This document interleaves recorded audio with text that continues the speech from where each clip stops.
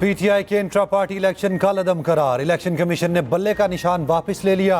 फैसले में लिखा, पीटीआई ने अपने इंतखाबात पार्टी आइन के मुताबिक नहीं कराए, सर्टिफिकेट जारी नहीं किया जाएगा।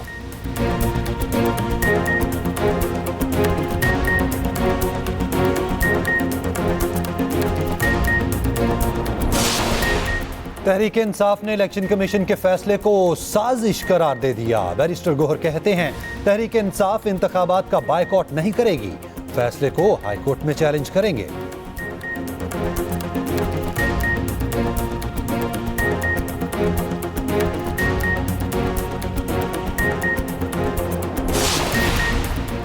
साइफर केस में बानी पीटीआई और शाह महमूद कुरैशी की जमानत मंजूर। सुप्रीम कोर्ट ने तहरीरी फैसले में लिखा, मुल्जिमान की गिरफ्तारी का कोई फायदा नहीं।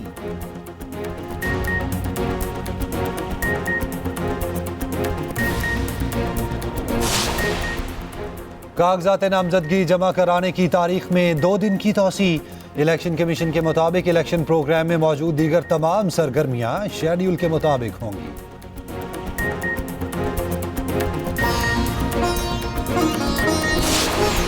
और सदर मुमलिकत आरिफ अलवी और निगरान वजीर आजम अनवारुल हक काकड़ का टेलीफोनिक राब्ता।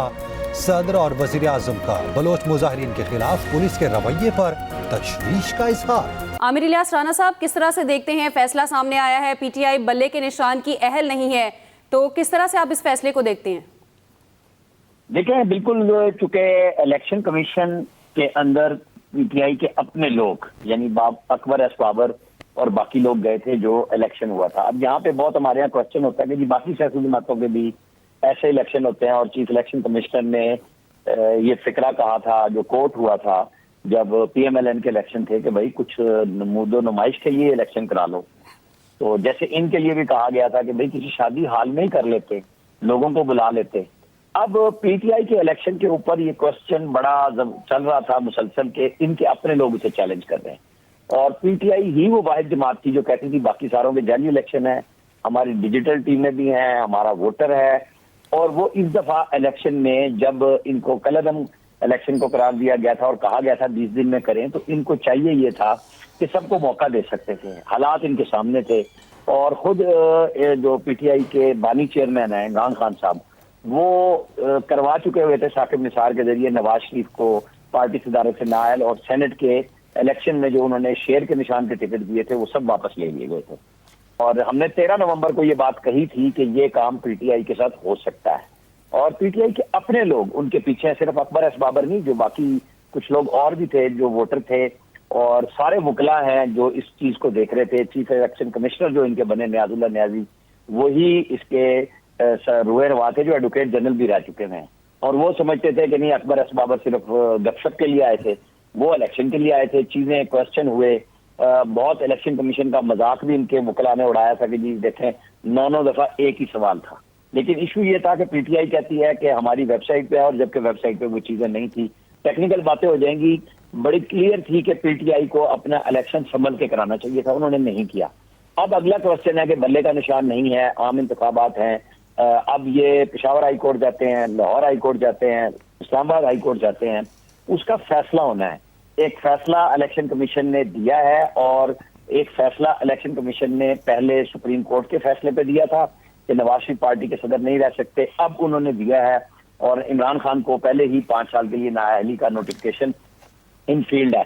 मुश्किल ये है पीटीआई के लिए, और ये बात बहुत अच्छे से हो रही थी कि किस तरीके से पीटीआई इसका दिफा कर पाएगी। वो अपने बानी चेयरमैन को भी हटा चुकी, और अब क्या सूरत होगी कि नया इलेक्शन करा सकेंगे ये, अभी हम तफसीली फैसला पढ़ेंगे कि उसमें कितनी गुंजाइश मौजूद है अब इलेक्शन कराने की, किस वक्त तक होगा। एक तरफ निशानात अलाट होने हैं, उनकी डेट गुजर जाएगी या नहीं गुजरेगी।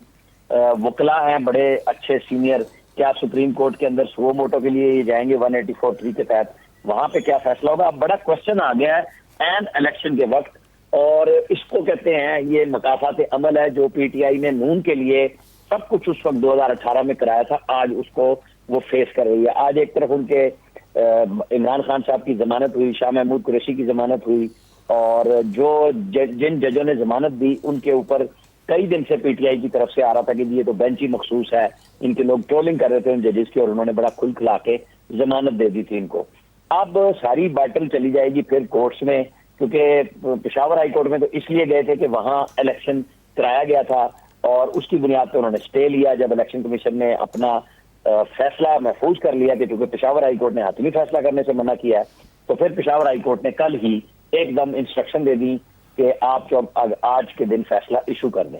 तो इलेक्शन कमीशन ऑफ पाकिस्तान ने जहां पीटीआई की सुप्रीम कोर्ट के हवाले से जो इंस्ट्रक्शंस आई थी लेवल प्लेइंग फील्ड के लिए कि कहीं पे इनके कागजात छीने जा रहे हैं, उनकी शिकायत थी, जबकि 4 बताई थी शोएब शाहीन ने कि हमने गुज़श्ता रोज 4 शिकायत तहरीरी तौर पर इलेक्शन कमीशन को दी थी और बहुत ज्यादा गुफ्तगू सोशल मीडिया पे हो रही थी कि हर जगह छीने जा रहे हैं। लेकिन कानूनी मराइल के हिसाब से उसी वक्त इलेक्शन कमीशन ने चारों चीफ सेक्रेटरियों को हर जगह पे खत लिख दिए, अपने सूबाई इलेक्शन कमिश्नर्स को कह दिया कि लेवल प्लेइंग फील्ड के लिए किया जाए और जो अफसर इसमें इन्वॉल्व हो उसको आप करें। लेकिन अब एक नई सिचुएशन होगी कि वो पार्टी अगर एग्जिस्ट नहीं करती तो फिर वो बतौर पार्टी इलेक्शन कमीशन के पास रिक्वेस्ट क्या करने जाएगी। एक नई हंगामी सिचुएशन बन गई है जब इलेक्शन कमीशन ऑफ पाकिस्तान का जो फैसला आया, क्योंकि ये कोर्ट ने ही उनको पाबंद किया था कि ये फैसला उन्हें करना था, आज के दिन जारी करना था। अदरवाइज तो वो परसों जब हमने ये खबर ब्रेक की थी कि फैसला महफूज हो गया है और अब इलेक्शन कमीशन की तब तक नहीं होगा जब तक पेशावर हाई कोर्ट का फैसला नहीं आ जाता। तो वो कल फिर उनकी फेवर में फौरन पेशावर हाई कोर्ट ने रास्ता भी दे दिया था और इलेक्शन कमीशन को पाबंद किया। और आज दिन में भी जब पीटीआई के लोग मिले थे तो उनको बता दिया गया था कि आज रात 12 बजे से पहले पहले फैसला इशू कर दिया जाएगा। और हम तो ये पहले से कर रहे थे कि ये फैसला, चूंकि ऐसे इल्जामात कभी किसी पार्टी के अपने लोगों ने पार्टी को चैलेंज नहीं किया था, चाहे वो पीपल्स पार्टी के इलेक्शन हो, चाहे वो नून लीग के हों, वो जेयूआई फेक हों। तो जब उनको चैलेंज करते हैं तो इलेक्शन कमीशन के पास सवाल आता है, जबकि चैलेंज नहीं करता तो फिर उनको क्वेश्चन करने की जरूरत भी नहीं थी। ये जो हो रहा है कि जी बाकी जमातों को नहीं देखा जाता, उनके कैसे होते हैं। आइडियल इलेक्शन तो सिर्फ पाकिस्तान में अगर आप कहें तो वो जमात इस्लामी के होते हैं, लेकिन बाकी जमातों के जो इलेक्शन उस तरह ही होते हैं जिस तरह हमारे यहाँ सब हो रहे होते हैं। लेकिन अनहोनी ये हुई कि इनके अपने लोगों ने खुद चैलेंज किया और खुद पीटीआई के इंतखाबात माजी में भी इतने मुतनाज़ रहे कि जस्टिस वजीउद्दीन अहमद और फिर तस्नीम नूरानी जो साबिक वफाकी सेक्रेटरी हैं, 2 चीफ इलेक्शन कमिश्नर रहे, उन दोनों को फारिग किया गया, एतराज़ात लगाए गए और उसमें मेजरमेंट की आई थी चीजें, ब्राइब करने की आई थी, कहा था कि इसके अंदर लोगों के वोटों को खरीदा गया है, तो फिर उन्हीं को फारिग कर दिया गया। रहमान अजहर साहब एंकर पर्सन हमारे साथ मौजूद हैं। रहमान साहब, खिलाड़ियों से बल्ला छिन गया है, आगे बड़ी इनिंग्स हैं, खिलाड़ी अब क्या करेंगे? देखिए, एक तो इसके जो कानूनी असरात हैं, मेरा ख्याल है वो पीटीआई के लिए एक चैलेंज जरूर है। ये सर्टिफिकेट उनको जो जारी होना था वो अब उनको जो है वो सर्टिफिकेट जारी नहीं होगा और सर्टिफिकेट जारी ना होने की वजह से ही उनका बल्ले का निशान अब उनके पास नहीं होगा। तो पाकिस्तान तहरीक इंसाफ के जो उम्मीदवार इस वक्त कागजात नामजदगी हासिल कर रहे हैं और उन्होंने उसके बाद जो है वो जमा कराने, तो एक तो पार्टी एफिलिएशन जारी बात है आपको जो है वो मेंशन करना पड़ती है और फिर उसके बाद आपको जो है वो पार्टी टिकट की जो फहरिस्त है वो जमा कराती है और उस फहरिस्त की बुनियाद पर जो पार्टी कैंडिडेट्स जिनको नॉमिनेट करती है उनको वो इंतखाबी निशान अलॉट किया जाता है। तो एक तो ये सारे का सारा अमल, अब इसे यूं कह लीजिए कि पाकिस्तान तहरीक इंसाफ इस अमल से बाहर आकर खड़ी हो गई है। लेकिन दूसरी चीज इसमें देखिए, तहरीक इंसाफ के पास अभी कुछ वक्त है और वो वक्त इस तरह से है कि